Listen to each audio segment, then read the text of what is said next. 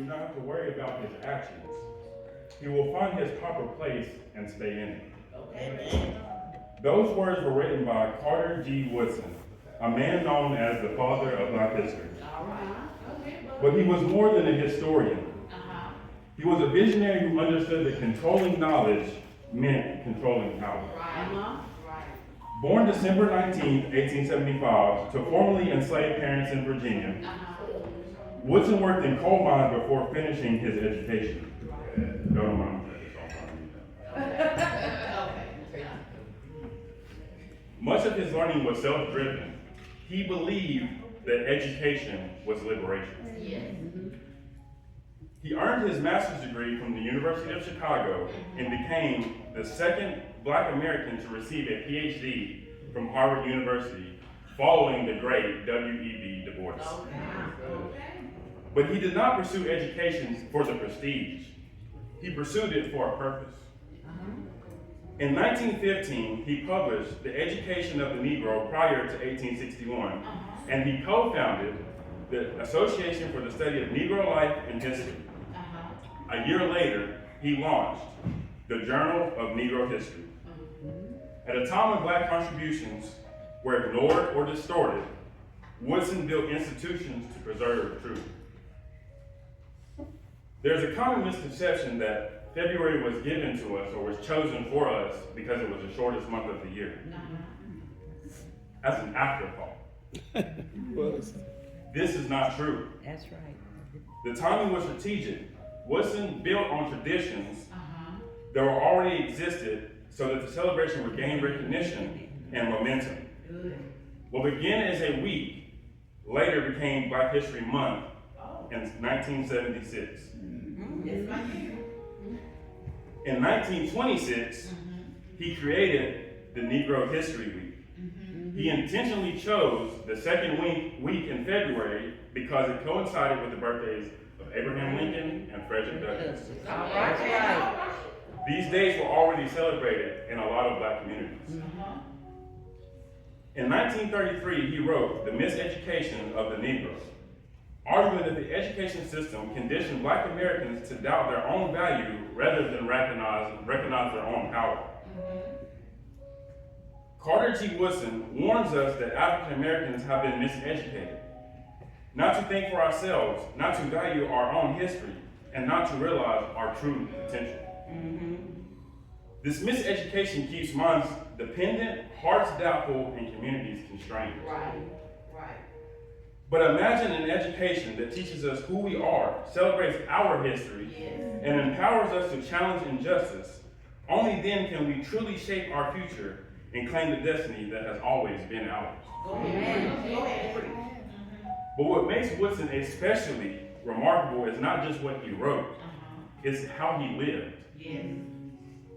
He never married, and he chose to have a life of discipline and personal sacrifice so that he could devote himself fully to his mission. He reportedly took one of the lowest salaries on his staff, and he scrubbed floors himself, and he never asked anyone to perform a task that he wasn't willing to do. Woodson understood something critical. If a people do not understand their history, they can be controlled. That's right. But if they understand their history, they gain identity, confidence, and power. And while Carter G. Woodson laid the foundation, he was not alone. There were many others, women and men, who carried that same spirit of courage, scholarship, and determination. Today I want to highlight not only Woodson's impact, but also those who stood beside that legacy and pushed history forward. One of those people was Miss Fannie Lou Hamer. Fannie, where's she at? Fannie, please let me know.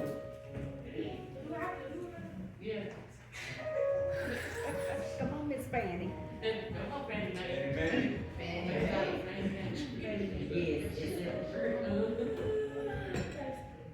Sorry. Turn around and talk loud.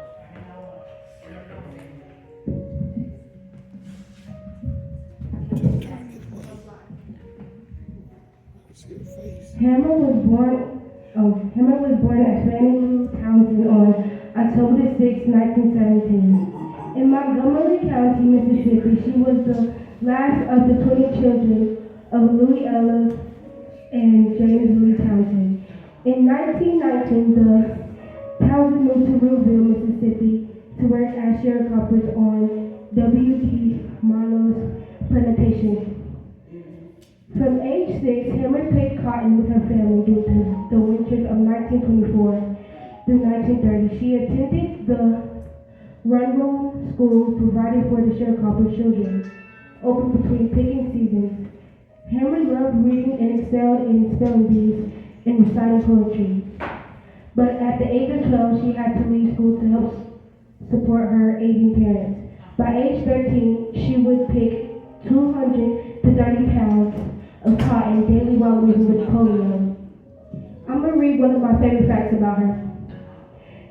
Hammer and her husband wanted very much to start a family, but in 1961, a white doctor subjected Hammer to a hysterectomy without her consent while she was undergoing surgery to remove a urinary tumor. Forced sterilization was a common method of population control in Mississippi that targeted poor African American women, members of the Black community, called the procedure a Mississippi. What does that say? This word.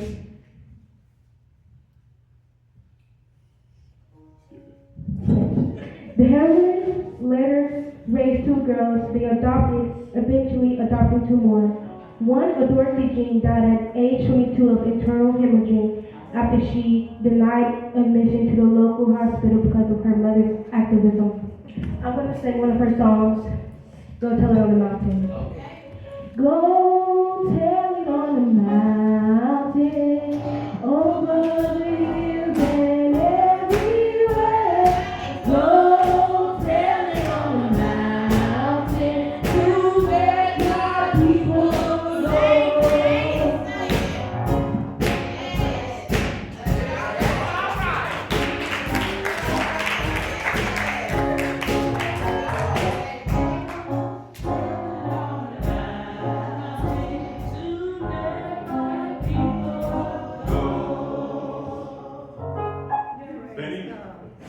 Fannie Lou Hammer was born in 1917 in Mississippi to a family of sharecroppers. She grew up working in the cotton fields. One of her greatest contributions was she worked to help Black Americans register to vote when unfair laws tried to make it impossible. In 1964, she helped start the Mississippi Freedom Democratic Party, challenging unfair political systems. Another foundational Black American is Mary Eliza Mahoney.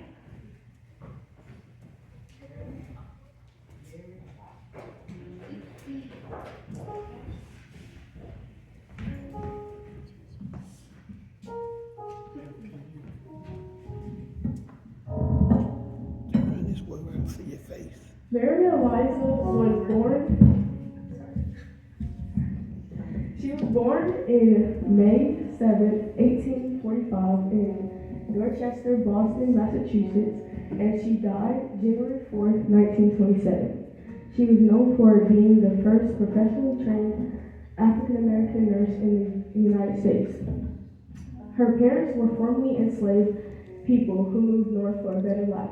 She attended the Phillips School, one of the first integrated schools in Boston. She worked at the New England Hospital for Women and Children before being accepted into its nursing program. In 1879, she became the first Black woman to graduate from a professional nursing program in the U.S.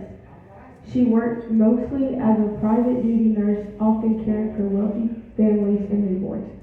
She became known for her skill, compassion, and professionalism. She helped fight discrimination in nursing and worked to improve opportunities for Black nurses. In 1908, she helped found the National Association of Colored Graduate Nurses.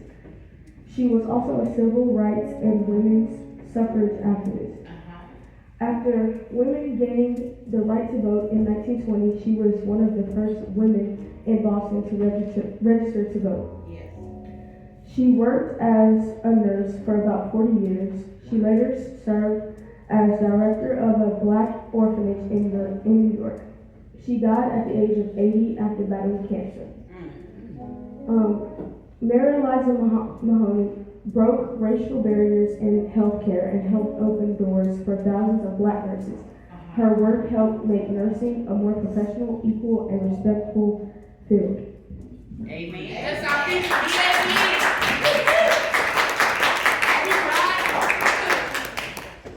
I had to say it, y'all.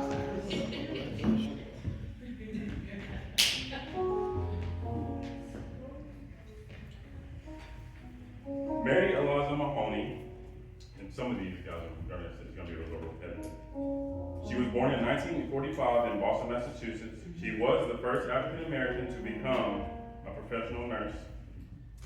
She got her license in 1879.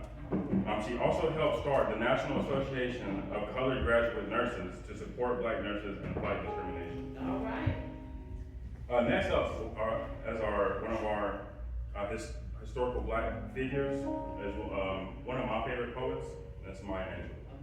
That's up. That's it right there. That's up. Come on, girl. Come on, Mike.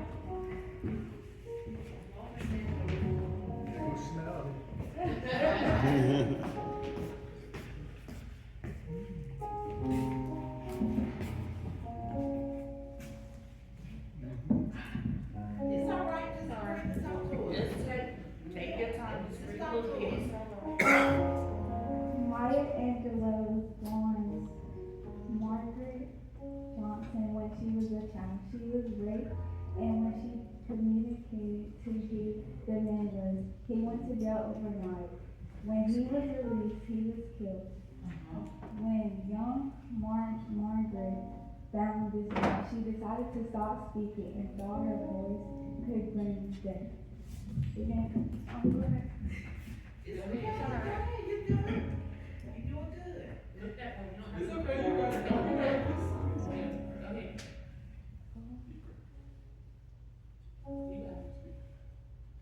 You can do it. You may write down in your history with your bittersweet lies. You may toward me bury in the dirt just to light the sunrise. All right.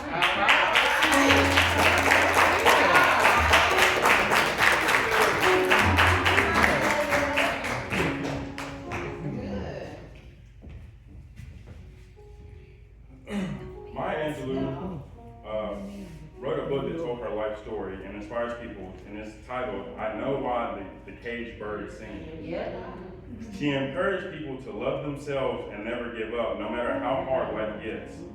She worked closely with leaders like Martin Luther King Jr. and Malcolm X during the Civil Rights Movement. Her poems and speeches are still read all over the world to inspire courage, hope, and equality. Amen. Next up, we will have John Lewis. Amen. All right.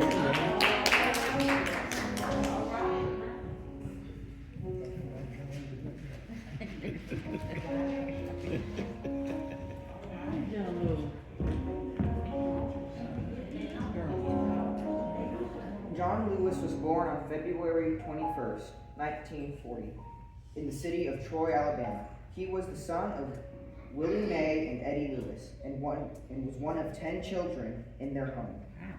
John Lewis was known as one of the Big Six leaders and was one of the primary organizers for the March on Washington. He was also one of the youngest speakers there. John Lewis led over 600 protests across the Edmund Pettus Bridge in Selma, Alabama, on March 7th, 1965, also known as Bloody Sunday, because John Lewis and several other protesters were harmed by the state troopers. The event ended up catching the attention of the nation. Lewis popularized the phrase good trouble to describe nonviolent civil disobedience to fight injustice. For this, he had multiple arrests for nonviolent protests. In 1987, he served in the U.S. House of Representatives, being known as the conscience of the Congress, until his death in 2020 to cancer. All right. But John Lewis' efforts for equal rights for African Americans would pay off, and his legacy would be known by many.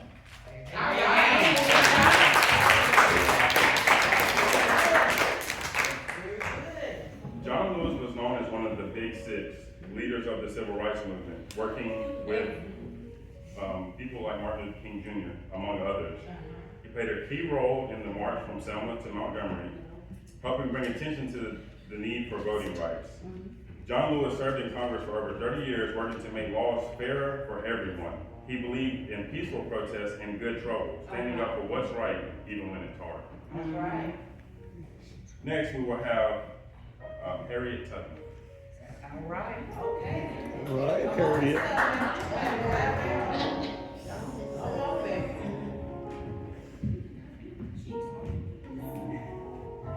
We all know Harriet Tubman for her work on the Underground Railroad. But after her work on the Underground Railroad, she became a strong activist for African Americans. Some of the things she did was Civil War service, where she worked as a nurse, cook, and spy in 1861 through 1865. She worked on the Combahee River Raid, where she guided Union boats, leading to the liberation of over 700 enslaved people in South Carolina during the Civil War in 1863. She worked as humanism and advocacy, where she established the Harriet Tubman Home for Age in Auburn, New York, for elderly and poor African Americans. She worked for women's suffrage, where she worked alongside Susan B. Anthony and other activists, lending her voice to fight for women's right to vote. And in her final years, she remained a strong, encouraging woman in civil rights until her death on March 10th, 1913. All right.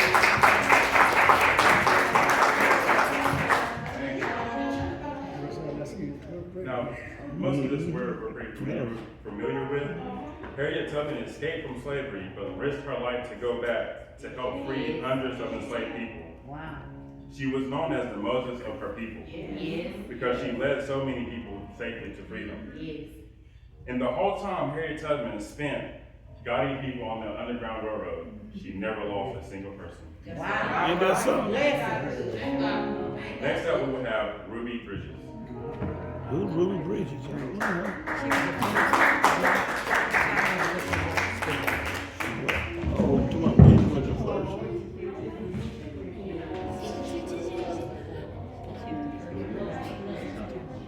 Yeah, I remember the I am Ruby Bridges. I was the first black student who went to a white school.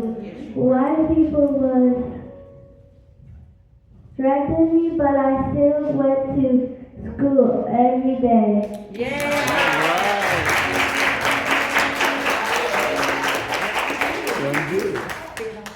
Ruby Bridges was born September 8, 1954 in Tylertown, Mississippi. Ruby Bridges became famous as a child for helping end school segregation in the United States.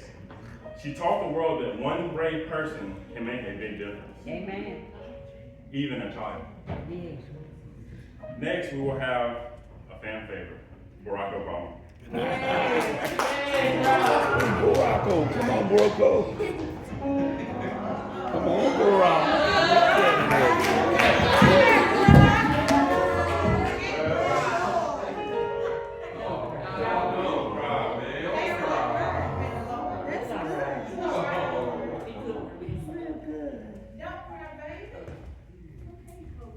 Who got it, bud? You got it?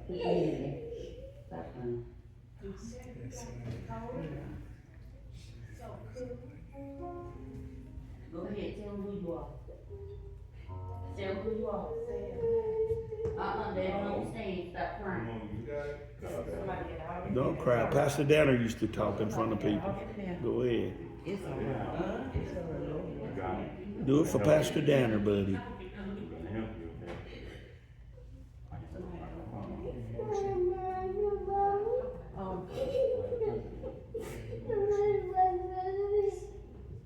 That's all right.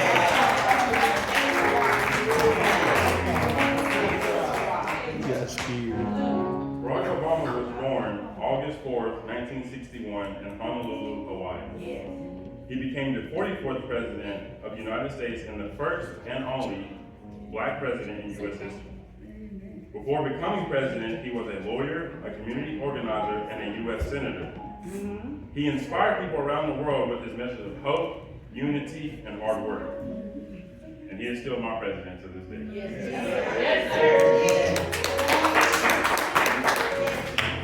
And then we will have, to cap us off of all of our historic figures, we will have Benjamin Banneker.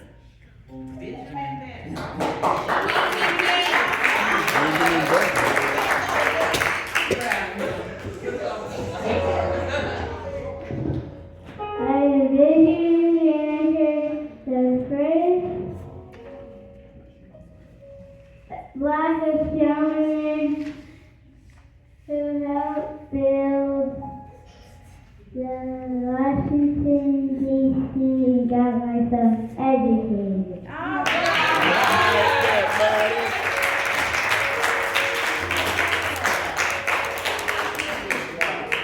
Benjamin Banneker, born November 9, 1731 in Maryland. He was a mathematician, an astronomer, inventor, and a writer.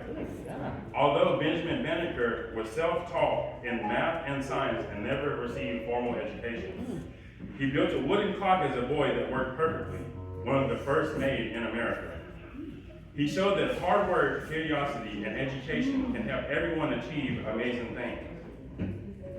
And before my closing statements on our Black History program, we have a dance presentation by Sadora and Bree. Okay. That's what I'm gonna do right here.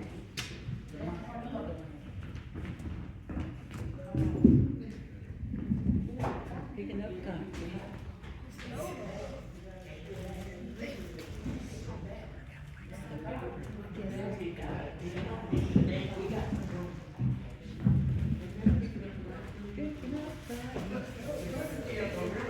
No more auction block for me.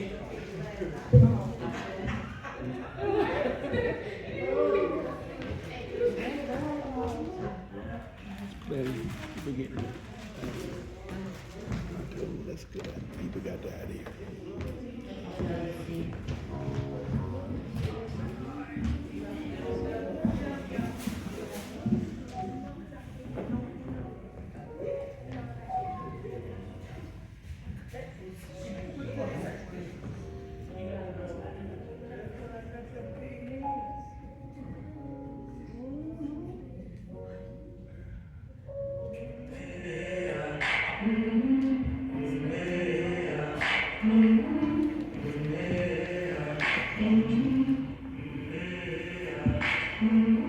I've been walking with my face turned to the sun.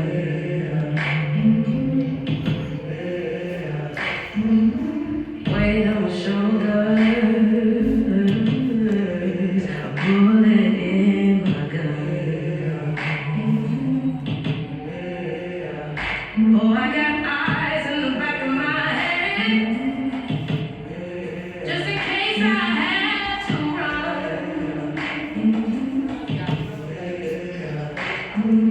I do what I can when I can when I can for my people. When the clouds roll back and the stars fill the night, that's when I'm gonna stand up, take my people with me. Together we are